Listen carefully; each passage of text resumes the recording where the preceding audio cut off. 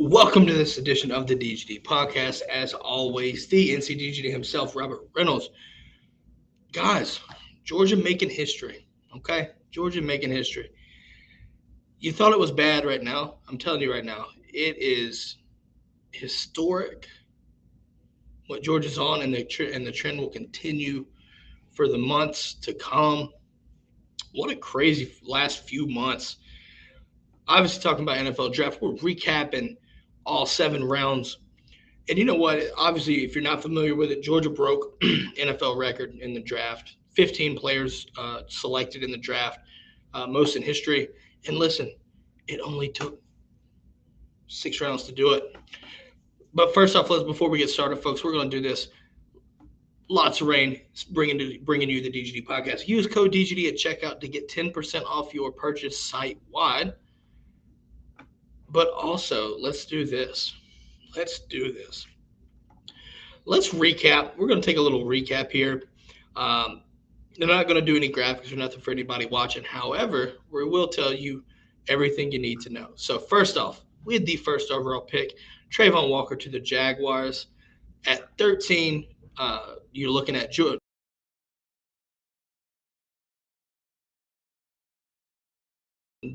Davis, 28 being Devontae Wyatt, and to round out Thursday night, Lewis Seen at pick 32. And then Friday, rounds 2 and 3. Second round, you got George Pickens going to the Steelers. We'll talk about these picks in a little bit. Second round, also James Cook, Giants. And then third round, and arguably the steal of the draft, which should have never happened to begin with, Nakobe Dean going to Philly. Also, Channing Tindall to the Dolphins. And then Saturday, you rounded out Zamir White, Zeus going to the Raiders. Jay Camarda, strangely enough, going to the Tampa Bay Buccaneers in the 4th round. 6th round, Justin Schaefer staying home in Atlanta. Jamari Sawyer going out to L.A. in the Chargers, 6th round. 6th round, also Darian Kendrick going out west to L.A. as well, just to the Rams. And then to round out your 15th pick, John Fitzpatrick, staying home with the Dirty Birds. And like I said, all in the 6th round. All in the 6th round. So you had all 15 picks within 6 rounds. It's just one of those things, guys. It really is just one of those things where you look at what our defense was, right? And look at obviously coming off the national title. Is it due to that partially? Yeah. but let's be honest here. There's just a lot of defenders. We had a lot of players go, right? But at the same time, you look at what next year could bring, right? And people want to sit there and look at what we lost off this defense. Fair. But I'm not worried about that. Let's obviously celebrate making history. Like I said, 15 picks. That's the most in history. Do I see that happen next year? Probably not. At the same time, you never know. Crazier things can happen.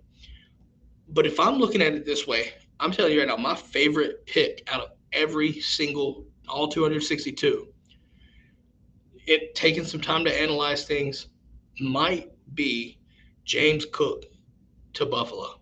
Right? At first, I thought Zeus would fit better in Buffalo, with it being cold weather, especially toward the playoffs, right? We just saw what they're about, right, in the deep run to the playoffs. The fact that you get James Cook on that offense is downright scary to me. Downright scary, because they move up and get Kyer Elam in the 1st round. And I think that's going to help them a lot as well from a defensive standpoint. But then you look at the 2nd round and you get James Cook, and we know what James Cook is about. He adds that run game that they don't have currently. But he can also is just a nightmare out wide. You can move him out wide. You can just running routes out of the backfield. It's a problem. It's a problem. And you give him one of the best young quarterbacks in the league, Josh Allen, you've got a decade worth of just domination if you do it right, if done properly. So, obviously I'm looking at that situation right there. Obviously, I think there were some other good picks as well. I think you look at a guy like Pickens going to Pittsburgh, and that is probably one of the best places he could go. You look at, everybody wants to bash on him for, character issues, right? Which obviously we know is a freshman, the Georgia Tech incident, the water bottle incident. I get that. But his junior year, you didn't hear nothing out of it. Kirby even mentioned it back when he was younger, talking about he needs a lot of maturing. And we saw that progress over time.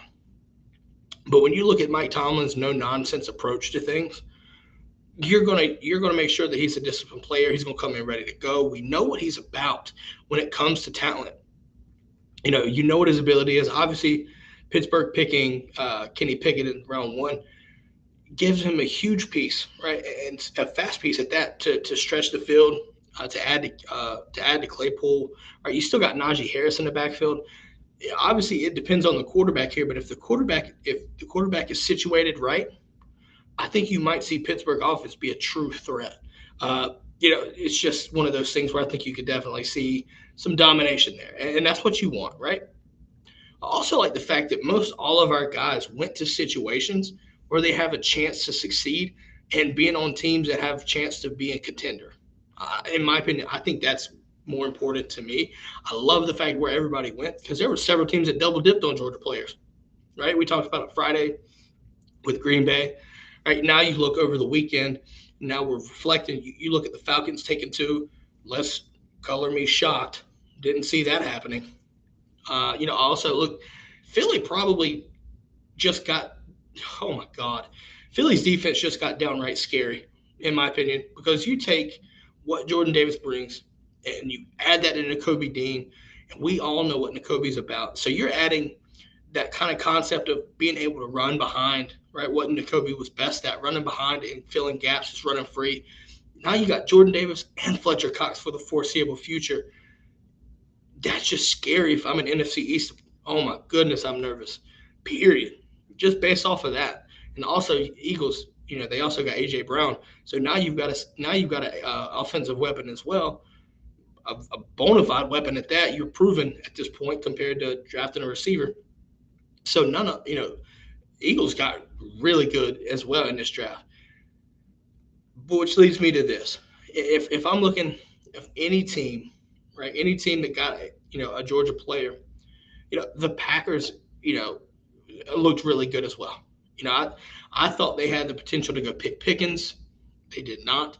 But I don't think that's a problem. I think when you take Quay Walker and you take Devontae Wyatt, Green Bay's defense got some dudes. They just did. That's period enough. But I'm also curious to see, looking at situations, right, where, like Camarda, right? I didn't expect Camarda to get drafted at all, and obviously proved me completely wrong. But at the same time, going to Tampa Bay and listen, we know what Camarda's about because his ability to change the field, right? Tampa's defense is not a problem at all. And you have Tom Brady. So whenever you have Tom Brady, you can move the ball. So you take Camarda there in the fourth round, might be a sleeper pick for what he's about. I'm just saying. And Patrick Oliver says he had Camarda late in the seventh of it all. I'll tell you right now, being honest, I didn't. I had him going undrafted. Right, I had him going undrafted. I had Fitzpatrick going undrafted as well. So, listen, prove me wrong in all the good ways. Okay, simple enough. Simple enough. But also, like I said, there's you can look at Channing Tindall, right, and bringing speed to Miami. What will he do for that defense? Well, time will tell. But Zeus at the Raiders, right? I think at the time when he got drafted to the Raiders, I didn't think about this. But if, the night before, the Raiders declined Josh Jacobs' fifth-year option. And that's telling because, that means it could be a prove-it year or they're looking to get rid of him, right? Does that mean Zeus becomes that next featured back in Las Vegas? Maybe so. AFC West is going to be ridiculous, okay? If you're not familiar with the AFC West, just the quarterbacks alone, you're looking at Carr with the Las Vegas. You've got Mahomes at Kansas City, Justin Herbert with the Chargers, and then you've got Russell Wilson out west in Denver, right? So you're going to have it's going to be an offensive quarterback league, but the defenses are they're just ridiculous too. Looking at that situation right there, get that physical runner, right? I think he can bring more to the table than what Josh Jacobs did. because he's so underutilized as a pass catcher. Zeus is. You can open that up, and obviously, listen, Carr and Devontae Adams. Just remember, they just traded for Devontae Adams, which is probably arguably one of the better receivers in the league. Period. Now you add that threat there with Zeus to be able to run the ball. Come on, man. Like I said, a lot of these guys go to places that have the potential to succeed, be in the hunt at least for your NFL playoffs. You look at obviously Trayvon going to Jacksonville. Hell, he might not be seeing the playoffs, but he has a chance to turn that franchise around. Right? That's what you expect with the number one overall pick. Can he do it? I think so. I think his versatility allows him to do that because, when you draft him, I understand, right? It's going to be a very critical pick because you're valuing upside over production in college, right? Aiden Hutchinson had the stats, and I understand because I've been saying this before. Aiden Hutchinson got bullied by Jamari Sawyer, right? And so did Ajabo with Warren McClendon. That's one game, however, right? You look at the body of work, 14 sacks doesn't lie, right? It just doesn't. You still got to get to the quarterback. With that being said, there is a slight risk that,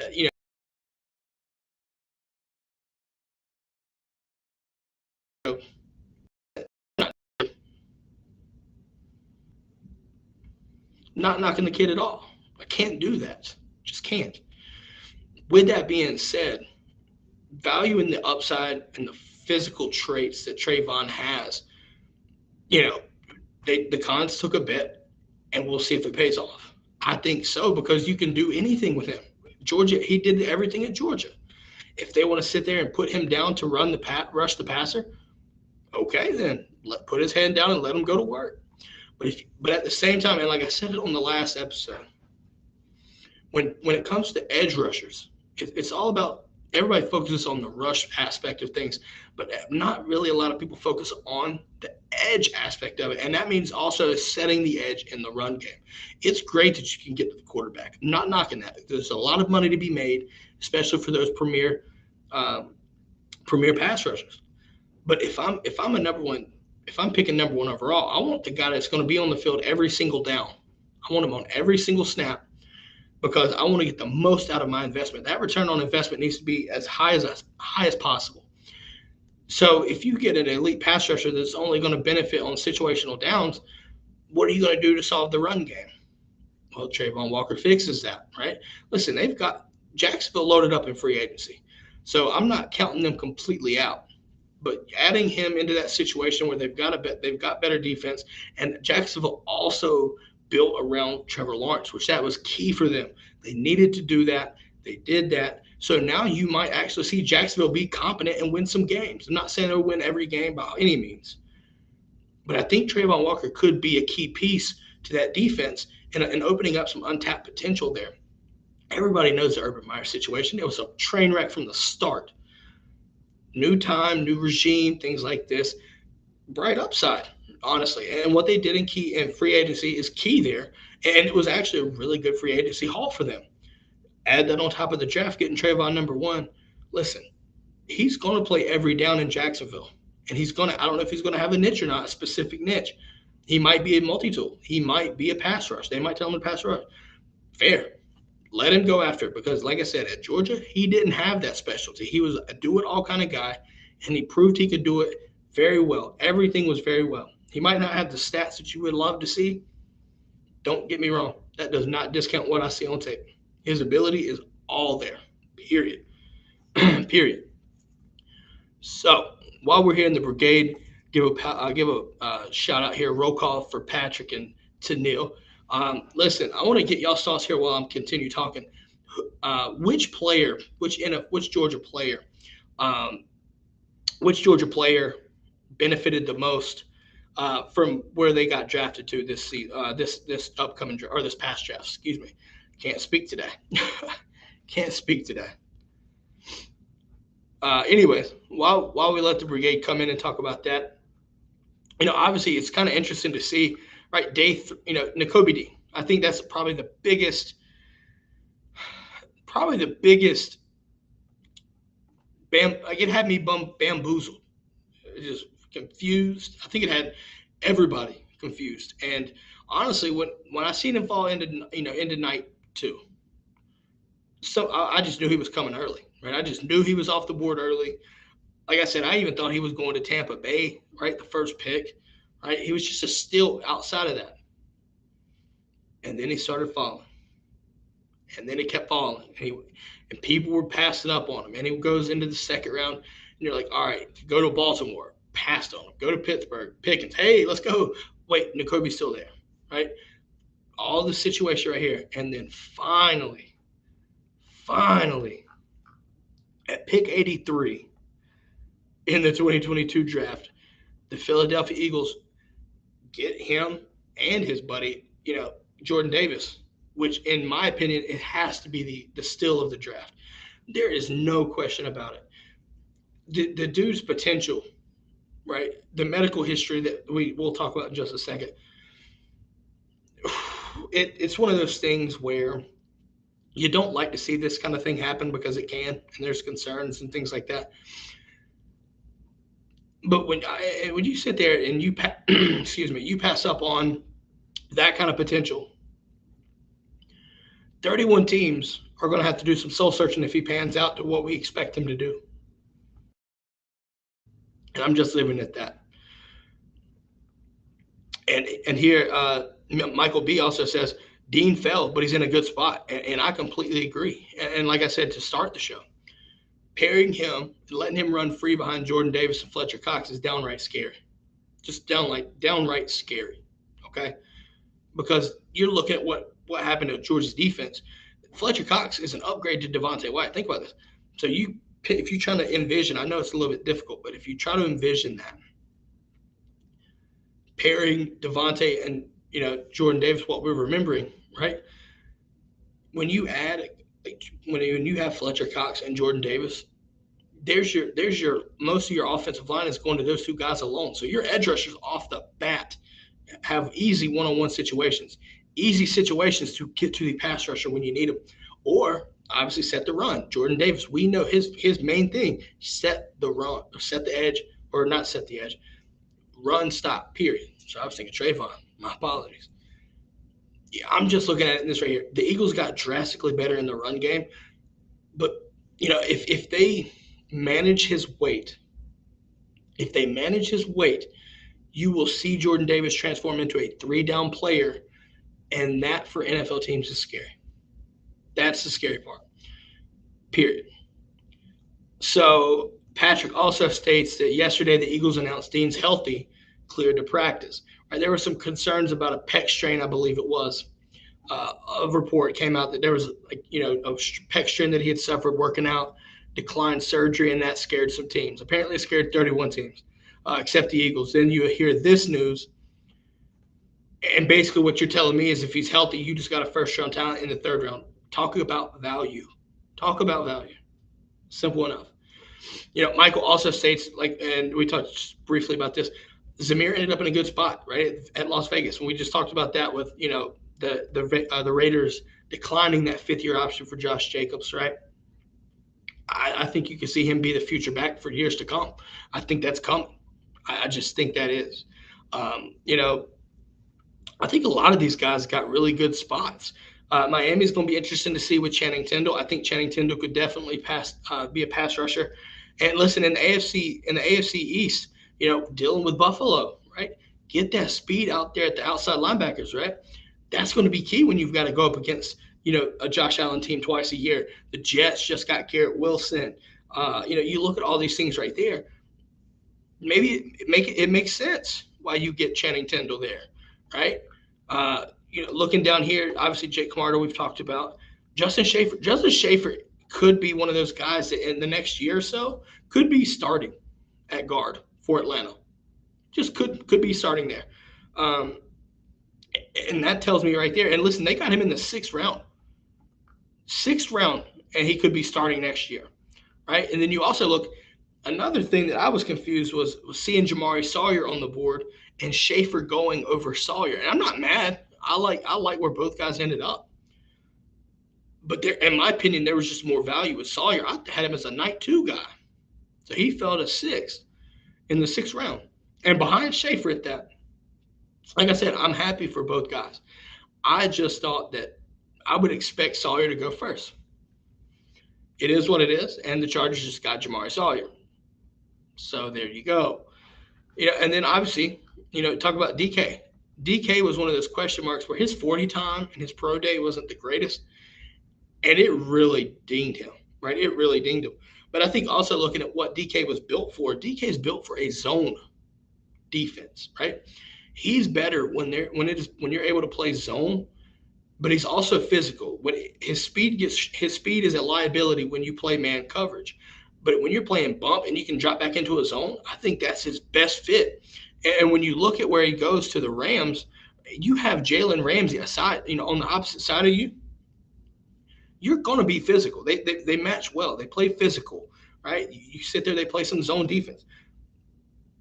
They'll be fine because you're going to be seeing a lot of passes, especially with Kyler Murray, right? Now the fact that they got Hollywood Brown as well, yeah, you're going to see some passes. So if Kendrick can crack the starting lineup, everything like this, or, be a rotational piece, whatever the case may be, I'm telling you right now, he'll probably get targeted.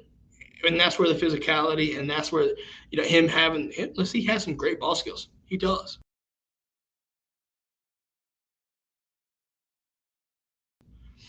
Playing in true zone in front of the ball. There you go. And I think the Rams is a good spot for him to do that. And then obviously with Fitzpatrick, right? Fitzpatrick in Atlanta, you obviously have Kyle Pitts, but after that, listen, you have an excellent blocker with Fitzpatrick, period. But he's sneaky as a receiver. He's sneaky.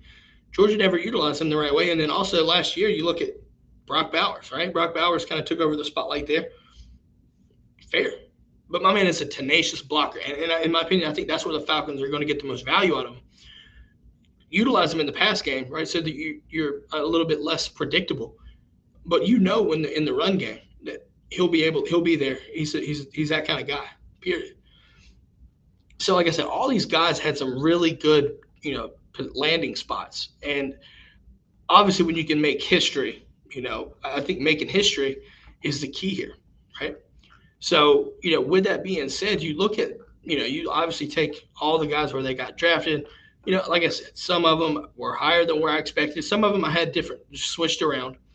Nakobe Dean 2 rounds later than what I thought, but he did go to the Eagles. So I'll claim that victory there because I didn't specify the round.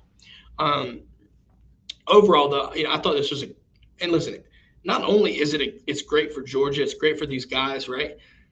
You're looking at it just in the first round, guys. You want to talk about recruiting pitch? The first round alone made $100+ million in contracts. Okay, I want to say almost $150 million contracts. Trayvon Walker got like a $44 million deal.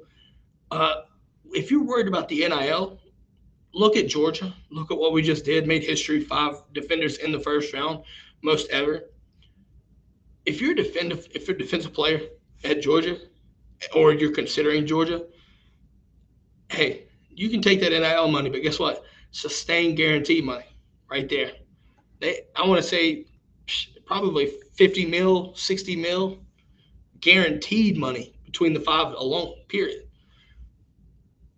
Yeah, just saying that right there is that's more money than any NIL deal you're going to see. Okay, so if you're a Georgia recruit and you somehow stumble upon the DGD podcast, you heard it here today, May 2nd, 2022. You heard this. That money that you just saw, those just 5 Georgia defenders in the first round, a lot more than you're going to see in any NIL deal. I promise you that. Do you want your money now, or do you want your money for the sustained long haul? Think about that. I'm not a recruiter, but I'll tell you that right now. Think on that. But with that being said, you also know that the 15 players overall, most in history, is going to be a huge recruiting pitch for any player moving forward. Because next year you can see, I ain't calling 15, but I will say you push almost another 5 to 10 out easily next year as well. And you might see 3 in the first round depending on how things play out. Just saying. There's going to be a ton of guys out next year that have the potential to be draft eligible. If they do or not, we shall see. If they do declare, though, you could see more of the same with Georgia. But I want to ask anybody watching this, does this, I want to see more sustained situation here. But I will also say that I think you're starting to see Kirby be an NFL factory at Georgia. Kirby set that up. Like last year, you look at it, 9, right? He's progressed and put more and more and more each year that he's been here.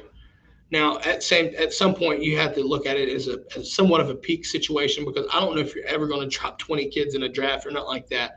So at some point, you're going to see diminishing returns there. But I still think you're going to see a sustained high level of numbers get put out each year. I just think that's going to be the case. Is it going to? You can't expect 15 every single year. That's just absurd, and I think you'd be selling yourself short thinking that that's going to happen. Do I see double digits? Yeah, because guess what? LSU, having a down situation last year, just put out 10. It can happen. I promise you it will happen. As long as Kirby Smart's there, I fully expect that you'll see Georgia put out loads of guys. If you're a Texas fan, you might want to shut your ears. 0 players for Texas, guys. Texas had 0 drafted players. You talk about these schools with NIL, and they're focusing on NIL deals. And I understand that it's just 1 year, and a lot of these teams are going through recent or current coaching changes. How that changes, we shall see. But when you're Texas and you have 0, and you're Oregon and Miami dropping 1, strangely enough, Clemson at 2. However, benefit of a doubt here, going to more likely next year, you're going to see that number spike because of what guys are going to be gone, right? For the most part, I would expect. So I'm not going to bash Clemson on there with 2, but it shows you, right, that you look at Bama, and let's be honest, Cincinnati surprised me too with 9. Surprised me to some degree. I just need to see if they can do that again, then you might have a situation. But you look at the Bama, you look at Georgia, you look at LSU, and there screams one thing why these guys are at the top of numbers drafted, right? Number of players drafted. They all come from the SEC. Georgia Thursday night alone outdrafted entire conferences at that point, period. And honestly, even at 15, probably put out more than a lot of, it's just insane. It's just insane. Because if you're looking at it, the gap between LSU and Georgia, or Cincinnati and Bama, that gap is more than most every other school in the country. It's just crazy to fathom that. It really is. So if you put it into perspective, I would tie this back into recruiting. Not only can Georgia develop, that narrative was shot to shit. You go to the league, you talk about all this money, this NIL money is becoming a real big thing, right? NFL is going to pay you guaranteed contracts. Now, NIL based off of promises. NFL guarantee, NIL promises. And there's a difference there. NFL, a lot more money to be made than anything NIL can touch right now. Period. For now. I say NIL for now. You never know what the hell is going to happen. As long as the NCAA ain't touching that, that's neither here nor there, and that's for another day. Recruiting pitch. Come to Georgia. Develop. Go to the NFL. Make that money. Have a long-term career. I feel like all these guys have a chance to have that. Some will probably pan out. Some will not. And you hope every single one of these guys, all 15 of them, the best. As with every Georgia player. I don't want to wish anybody the worst, right? But obviously my Georgia boys, I definitely want to see them succeed long-term. In all honesty, I think you could see that, right? So, like I said, 15 players, most of them have some good landing spots. We'll see what happens over the time. We'll see if the Trayvon pick over Aiden was a big deal, if it was the right move or not. You'll look and see what Jordan Davis and Nakobe Dean looks like for the next few years in Philly. Get to see a new regime offensively with Pickens and Pickett, the Pickett to Pickens combo, right? Just crazy to try to say that 5 times. Zeus in Las Vegas. My man loves some black anyway, so it fits perfectly, right? My man loves some White Sox hats. Fits perfectly, black and silver and black. James Cook just got put on a Super Bowl contending team. And he's probably going to be their feature back. Good time to be a dog is all I'm going to say on that. That's all I'm going to say. Great time to be a damn Georgia Bulldog. That's all I'm going to say.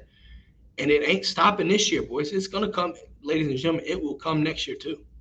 It will come next year because there's a litany of offensive players that can be eligible for the draft. And if they do declare, you're going to see a lot of the same. You might not see 5 defenders in the first round. That's okay. But I guarantee you'll see a ton of Georgia players drafted. But only time will tell for that. With that being said, obviously, if you're not familiar, Tim Worley was supposed to join. We have pushed that back to Friday, focusing on Tim and his draft experience. Obviously, if you're not familiar with Tim, Georgia running back, Georgia great, got drafted 7th overall to the Steelers, actually, in the 89 draft. So we'll talk about the draft with him, what he thought about this overall draft. We'll talk a little bit more and just be more there, more of the same. But just from Tim's standpoint, Friday, with that being said, have a great rest of your day. Make sure to like, follow, subscribe. That does a lot, and it only takes a half a second. No money involved, fam, at all. Like, follow, subscribe. With that being said, have a great rest of your day, and go Dogs.